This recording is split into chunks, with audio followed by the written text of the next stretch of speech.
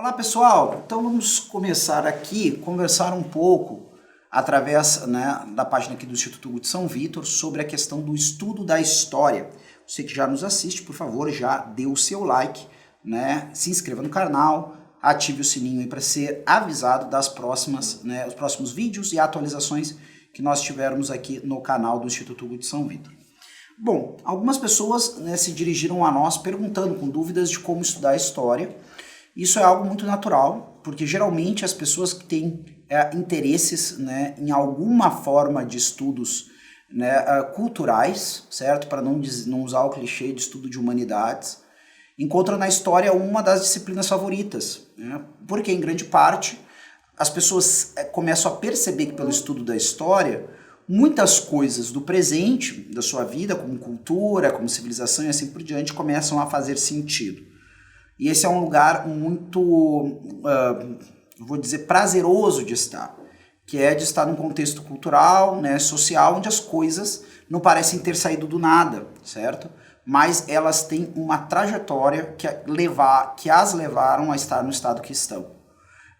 Eu tive uma experiência, já fui professor de ensino fundamental, e uma vez dando uma aula para um 6º ano acerca das questões de Grécia e Roma, eu tratei com eles de um elemento, dando aula de história, entenda-se bem, não estava dando aula nem de religião, nem de literatura, mas aula de história.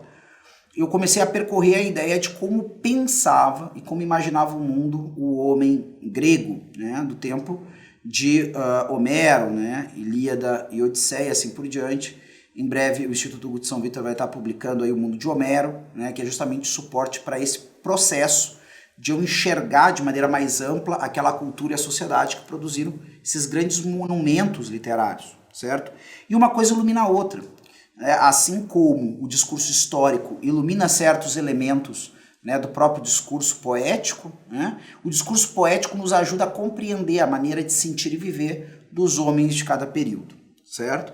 Então, uma coisa que eu já quero cravar aqui para todas as pessoas que se aproximam do conteúdo formativo do Instituto Hugo de São Vítor e procuram aqui uma orientação de como estudar história, é colocar os sentimentos corretos na busca de uma compreensão dos processos do passado, do homem do passado, e também da descoberta que o homem do passado, diferente nos seus acidentes de nós, continua essencialmente o mesmo homem que nós somos, certo?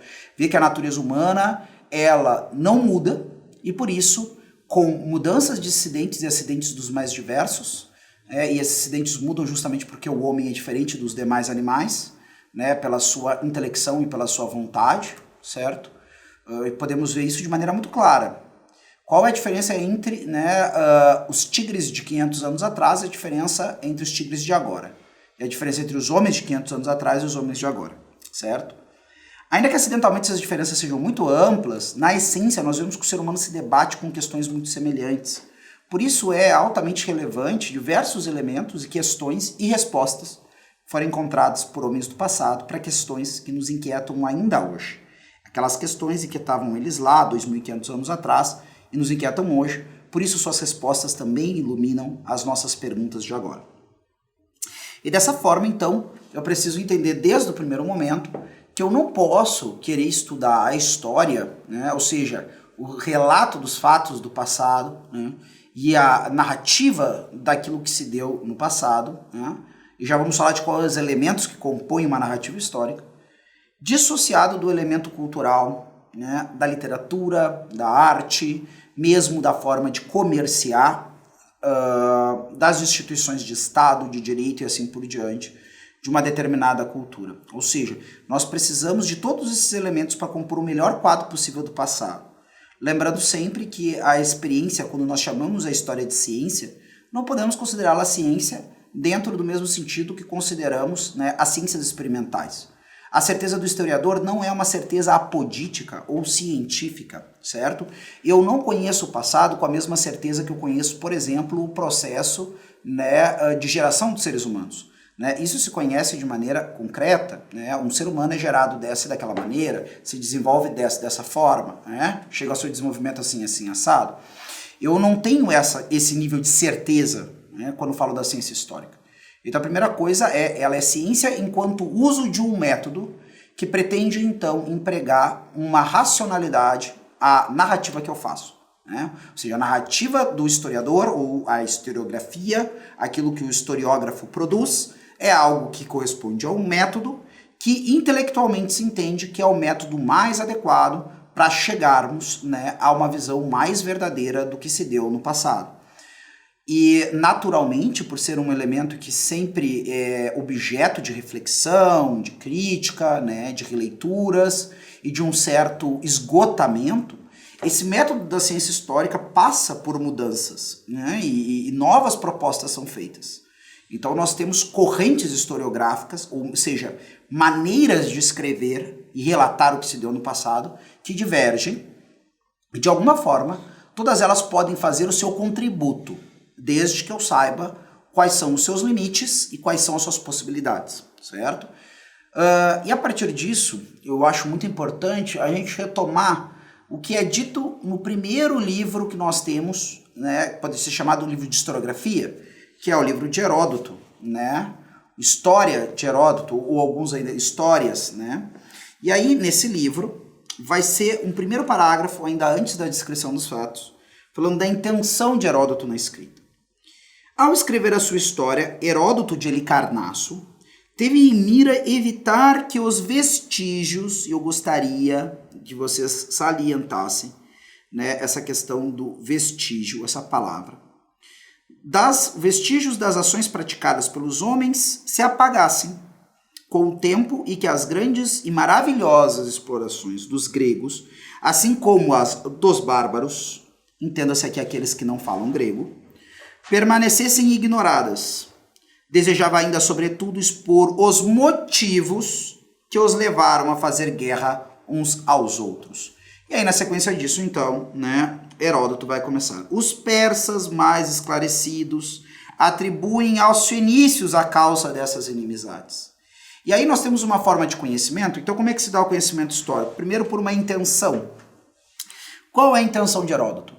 Que não se perca, né, o conhecimento dos grandes feitos de gregos e bárbaros, ou seja, de quem fala grego e de quem não fala grego. Não se perdendo isso, certo? Evitar que os vestígios dessas ações.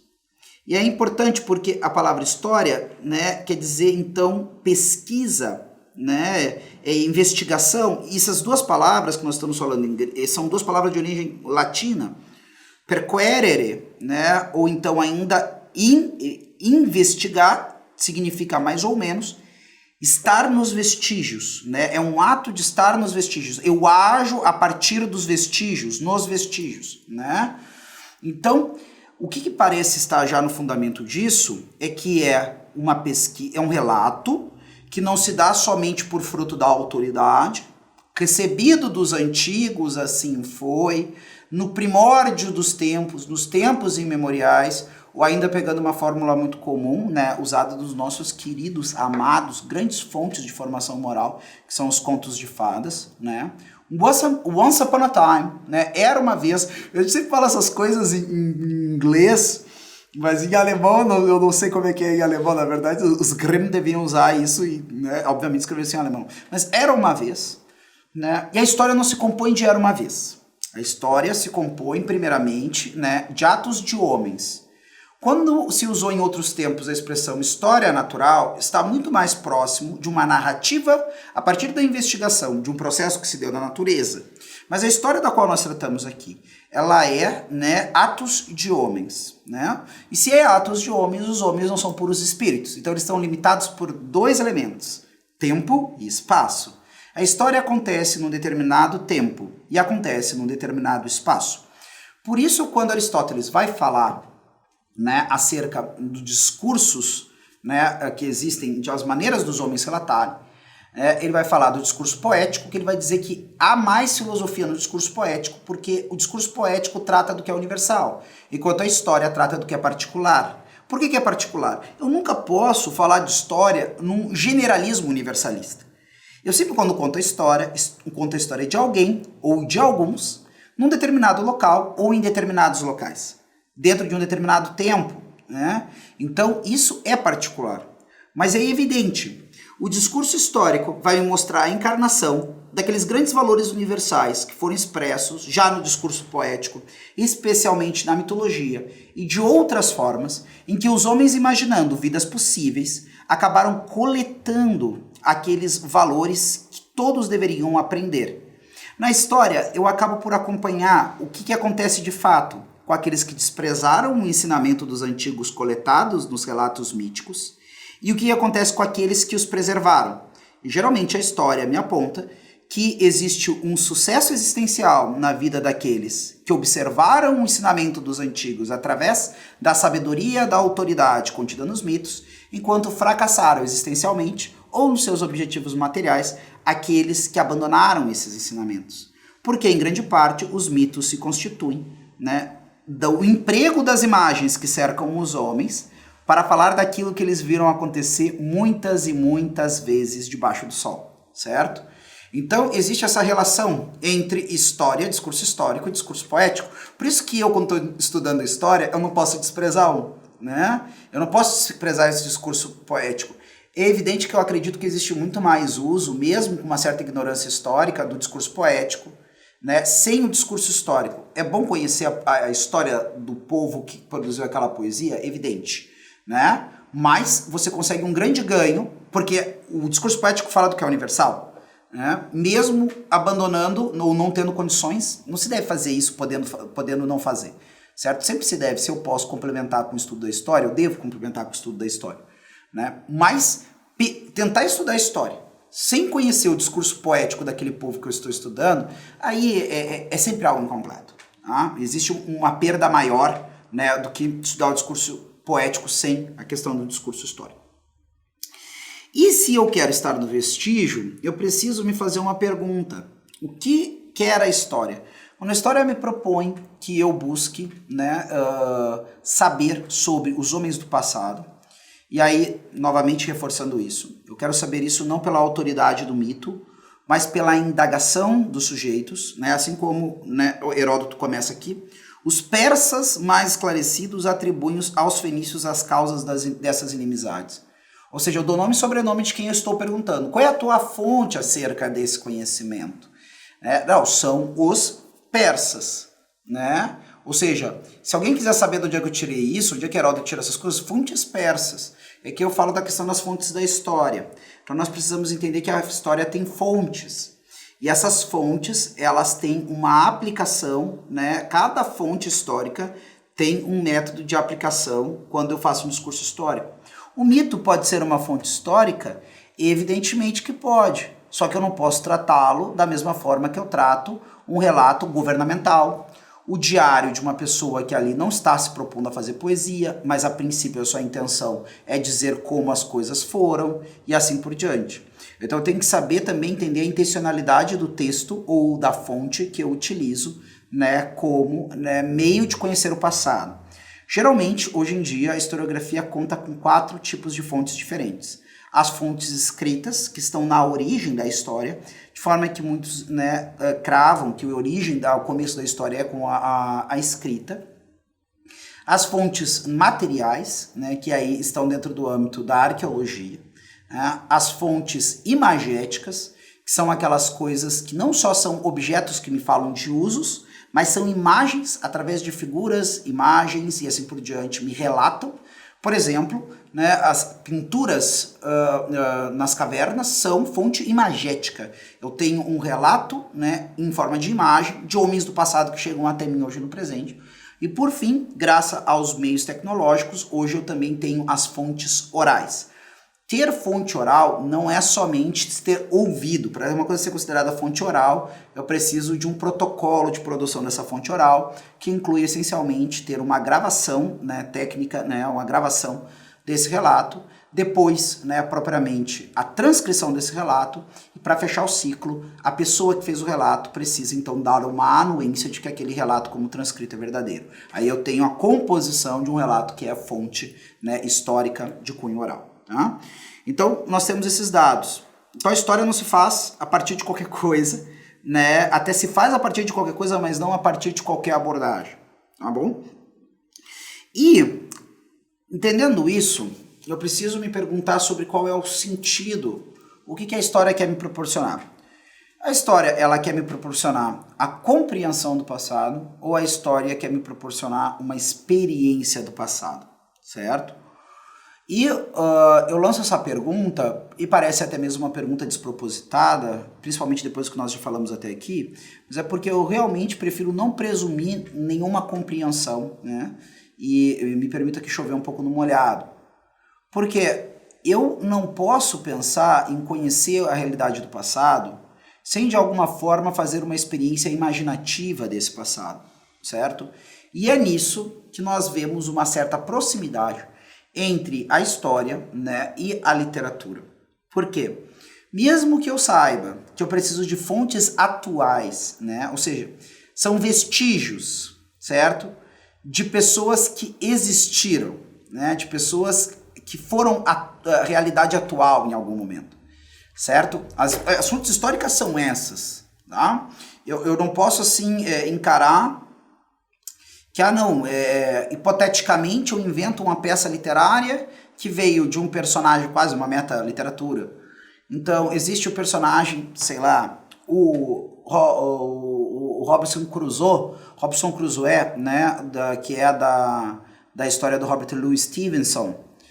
E eu vou fazer o diário do Robinson Crusoe, né? E aí eu pego esse diário do Robinson Crusoe e proponho assim, ó, aqui é uma fonte histórica para eu saber sobre as agruras que passou um homem numa ilha deserta.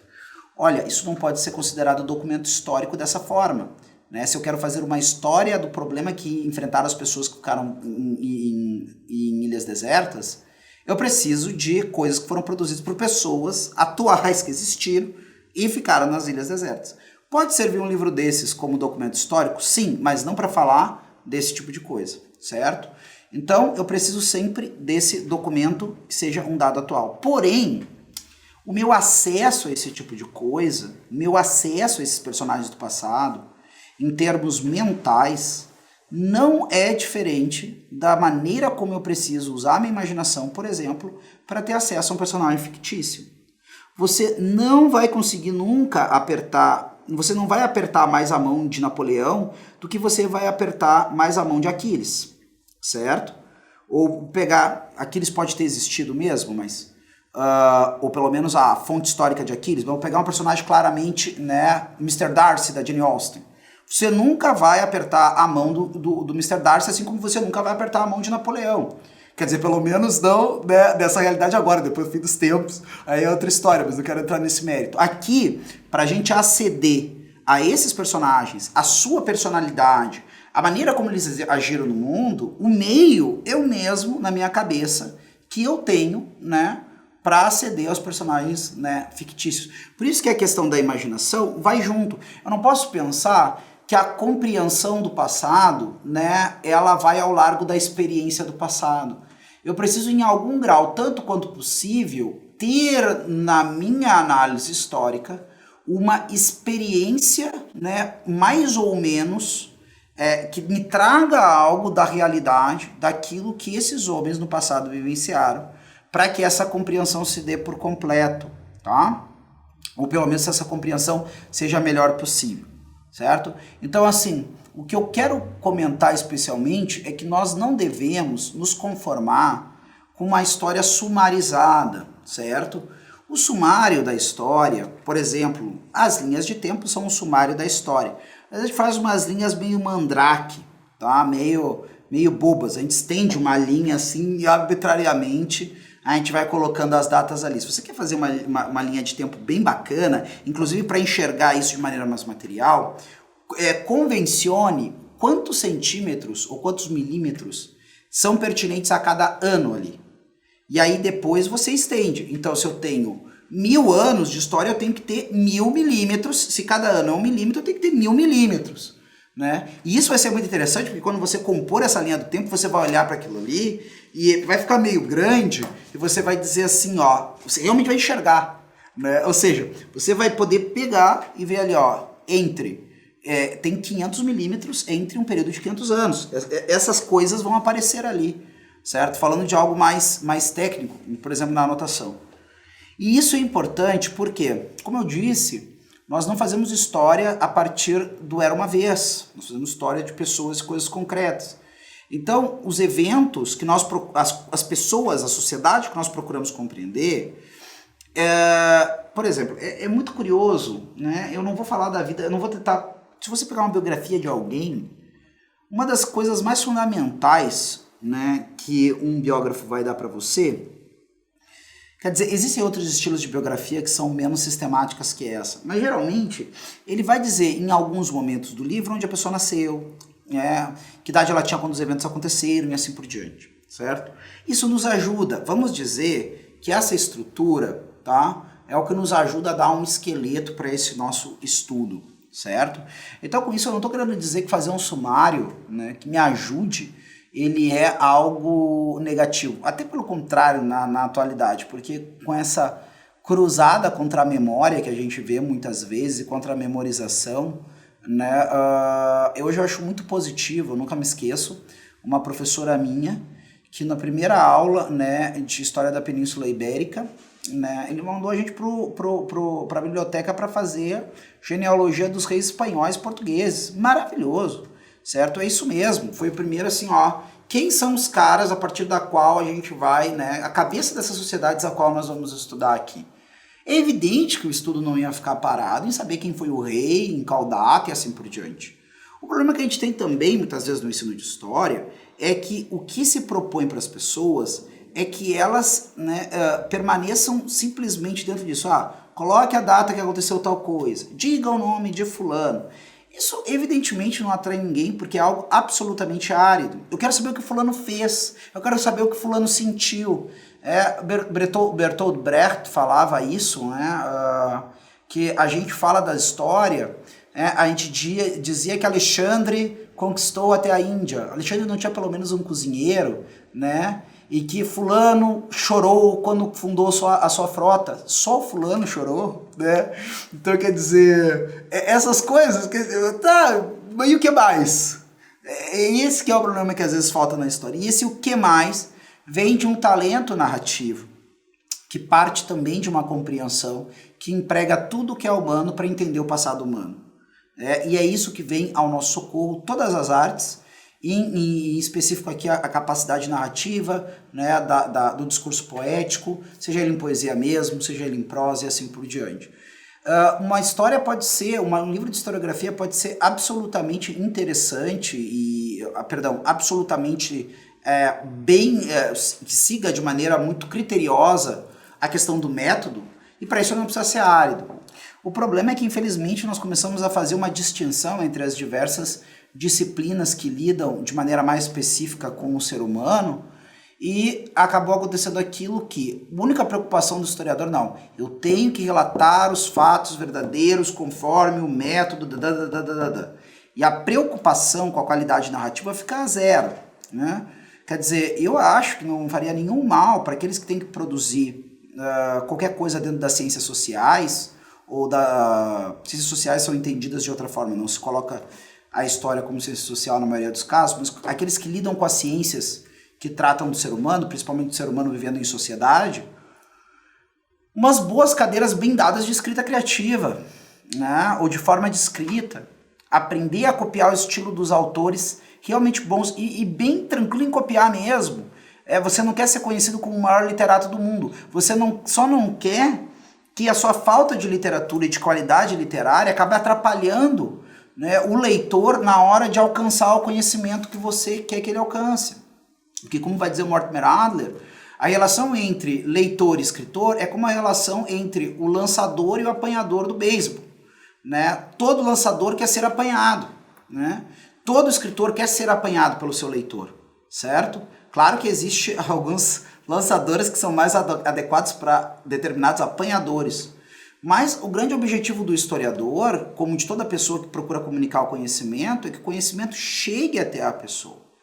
Então, se não foi feito por aquelas pessoas, existem ótimas fontes históricas do ponto de vista do uso do método, certo? E do relato.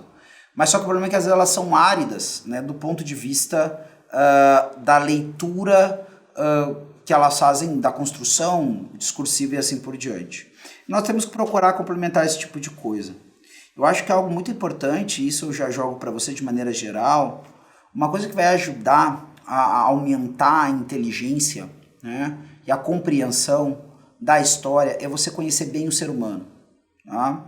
Então, para mim, tem uma coisa que é preâmbulo dessa questão do estudo de história. E eu vou cravar isso para você que procura e se interessa por história. Eu convido você a se interessar por literatura e pelo discurso poético. Para mim, chegou a essa conclusão depois de ser graduado em História, sou graduado em História, em bacharel e licenciado em História, e eu percebi ao longo do tempo que havia uma lacuna nessa minha pergunta. E a minha pergunta, no meu caso particular, é a mesma pergunta de Agostinho: o que eu quero conhecer? A Deus e ao homem. Né? E eu, nessa busca de conhecer a Deus e ao homem, né, percebi, mesmo que fosse só conhecer o homem, eu percebi que aquele método que a história me dava, sozinho, não ia me dar aquilo que eu precisava, que era conhecer o homem, a começar por esse homem Rodrigo. E eu acho que você hoje que se aproxima, e principalmente se você se aproxima, né, do conteúdo do Instituto Hugo de São Vitor, que promove de maneira tão profícua as artes liberais e assim por diante, você está mais preocupado em ter mais do que um conhecimento técnico, você quer conhecer a si mesmo e ao que é o ser humano e a realidade, certo? Então, se você está tão aflito em conhecer história, eu pergunto para você o que você conhece de literatura. O que você conhece dos grandes mitos, das grandes epopeias? O que você conhece da boa literatura produzida, né, nas línguas, né, vernáculas, certo? O que você conhece da poética e do teatro produzidos na língua grega, né, e depois no romano? O que você conhece, né, desses grandes autores, certo? Porque conhecer essas pessoas, e uma coisa importante, a nossa história do querido Heródoto foi ser produzida depois da produção dessas coisas, né, em sua grande parte. Primeiro nós tivemos a Ilíada e a Odisseia, né? Tivemos o teatro grego, depois nós tivemos a história de Heródoto, certo? Ou as coisas se deram, não vou aqui cravar todas, porque pode ter obras que foram ainda posteriores, né, ou concomitantes, mas o ponto fundamental é que primeiro vem a ascensão desse discurso intuitivo e poético, para depois vir a ascensão ao discurso histórico, né? Porque depois que eu percebi as intuições, que eu vi essas coisas, eu começo então a querer perceber se elas se dão no mundo atual. Né? Então eu diria assim, ó, se você hoje em dia só tem interesse por história e não quer saber nada, né, do discurso poético, nada da literatura, nada dessas coisas todas, eu acho que você está colocando as carroças na frente dos bois, certo? E com isso eu não estou dizendo para você assim, ó, não estude história enquanto você não lê toda a Ilíada e Odisseia, se você não lê todo o teatro grego, se você não lê todo... Não é isso que eu digo.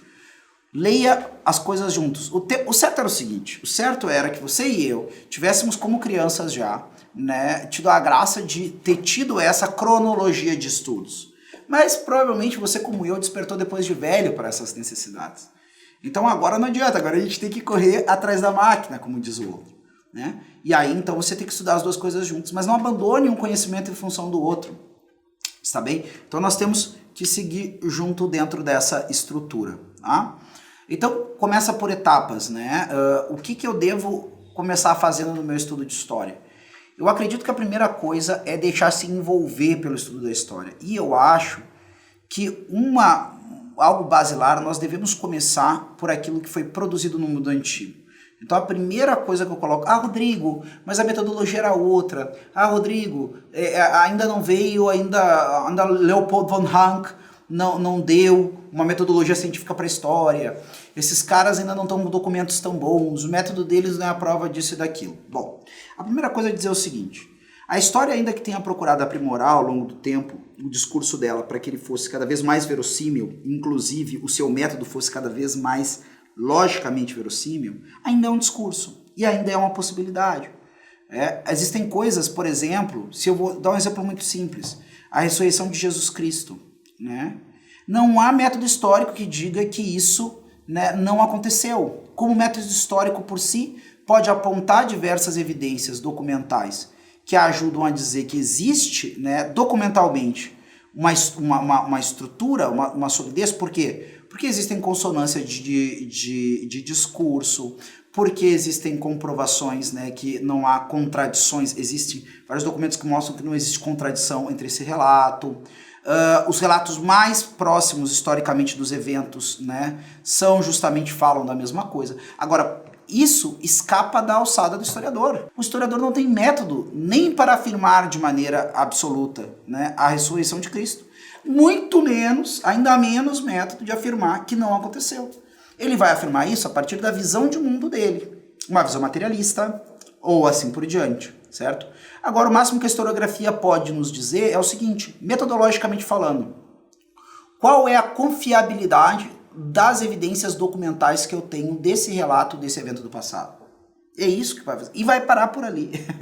Você entende? Então, quer dizer, não existe, eu não vou exaurir não existe como eu dizer que eu vou encontrar o método histórico onde o historiador vai poder afirmar de maneira absoluta, com uma certeza científica, vamos chamar assim, com uma certeza apodítica, né, e assim por diante, aquelas coisas que são relatos do passado. Ele vai conseguir fazer um discurso que bebe muito dos elementos, né, de dialética e retórica, aonde pela dialética ele tenta mostrar o quanto é lógico que tenha se dado assim, pelas evidências que existem no passado e talvez pelas consequências que existem no presente, e consequentemente, através da retórica, ele vai tentar fazer esse discurso belo para convencer, mas ainda assim ele tem a limitação própria de não poder reproduzir os fenômenos que ele quer descrever, né?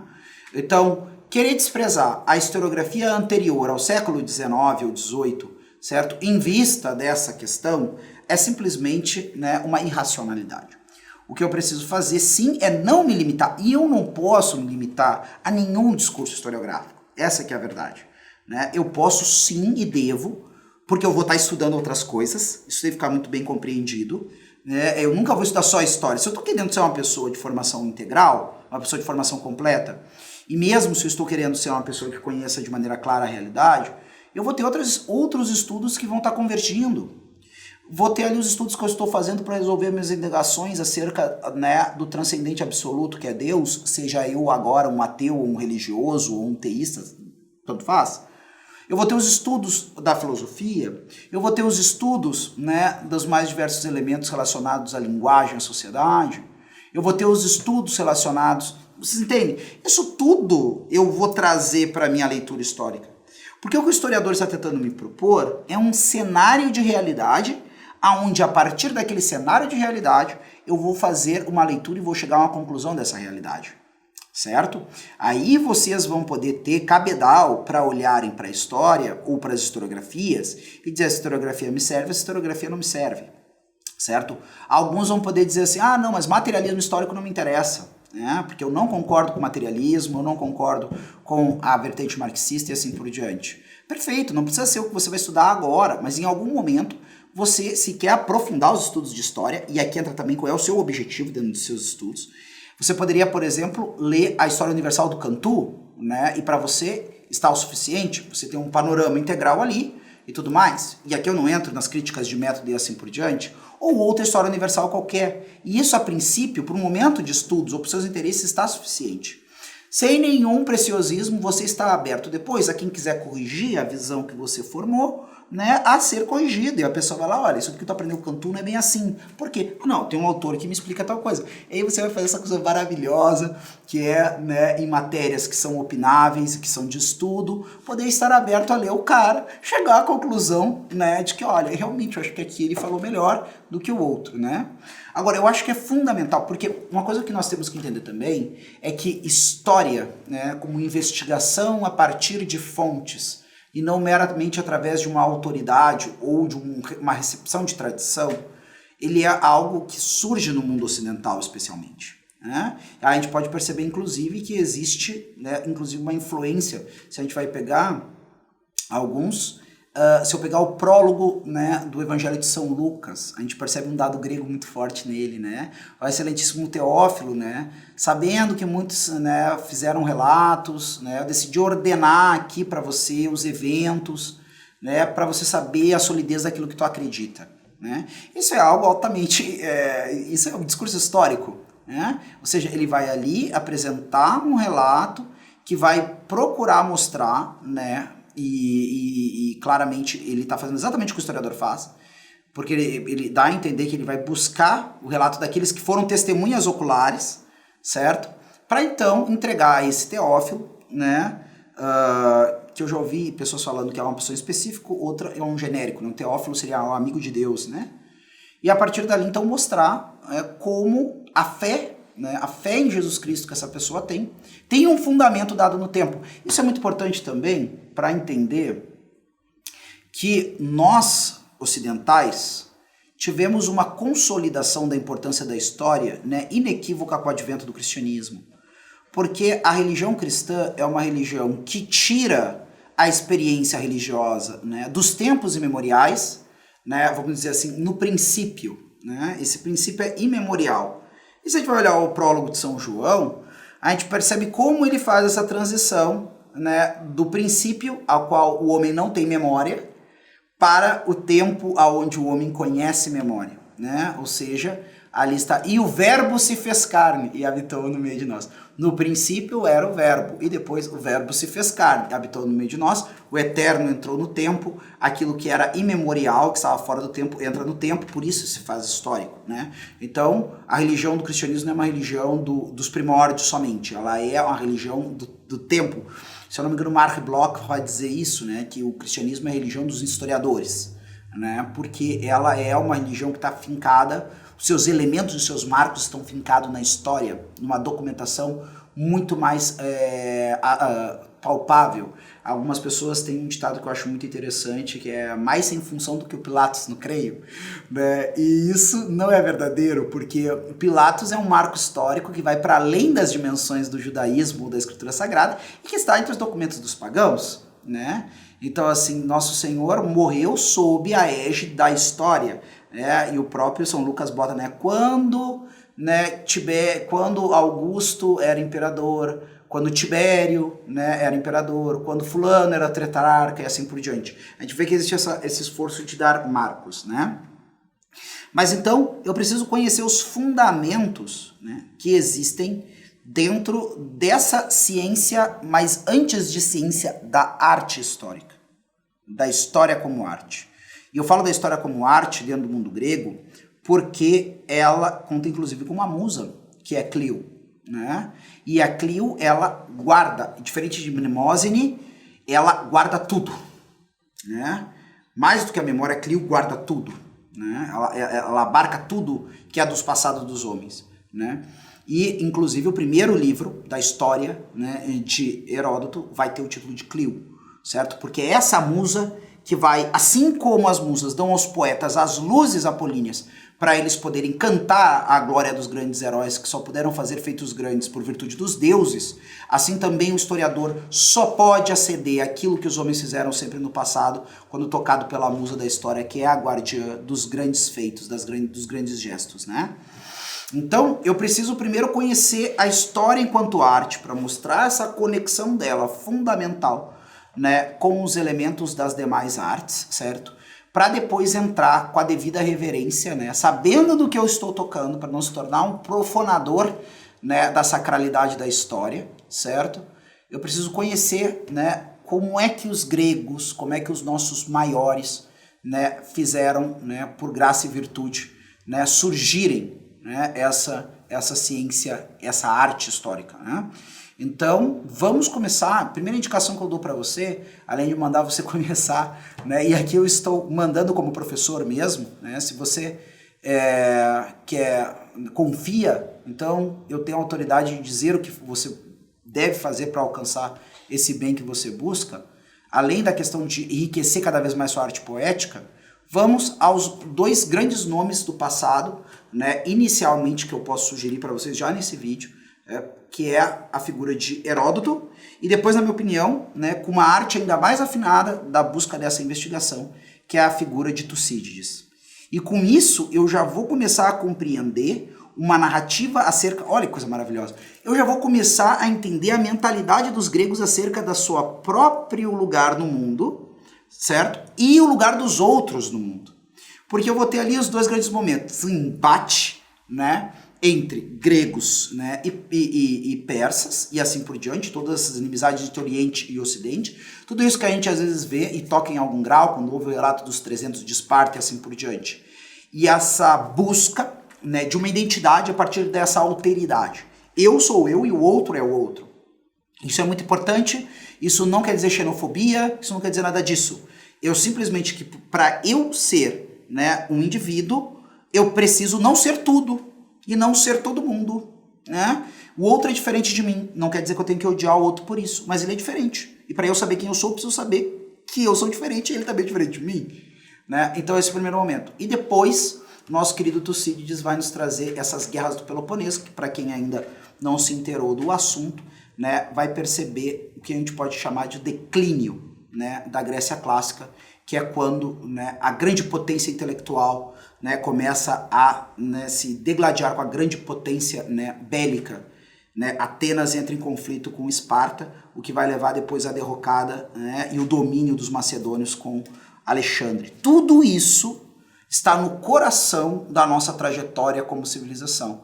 E eu lendo essas duas grandes obras, para começo, né, eu vou começar a entrar no compasso de entender, né, a importância de ter relatado os grandes gestos, né, de gregos e bárbaros, a fim de entender um pouco melhor, né, quem sou eu, né, o que é o mundo que me cerca e toda essa herança. Conhecimento de tudo que custou aos homens do passado adquirirem as grandes benesses da civilização, da cultura e, por graça de Deus, da religião, posso dizer também, certo? Vai nos ajudar a amar e valorizar mais isso que foi conseguido com tanto esforço. Acho que isso também é uma das grandes vantagens do estudo, né, integral da história, certo? Como diria o grande Cícero, né, a história é mestra da vida, e nós precisamos entender como nós fazemos da história mestra, né, da nossa vida, para que nós vivamos as melhores histórias possíveis, para que a nossa história no tempo possa ser digna, né, de um canto poético, quem sabe de um Aedo que nos conheça aí e depois eternize a nossa vida que inspira, certo? É isso por enquanto, faremos um próximo vídeo sobre a questão de escolas historiográficas, algumas indicações e assim por diante. Agradeço desde já, por favor, curta esse vídeo, né, compartilhe, clica no sininho ali para ser avisado das notificações, certo? E contamos com sua presença num próximo vídeo.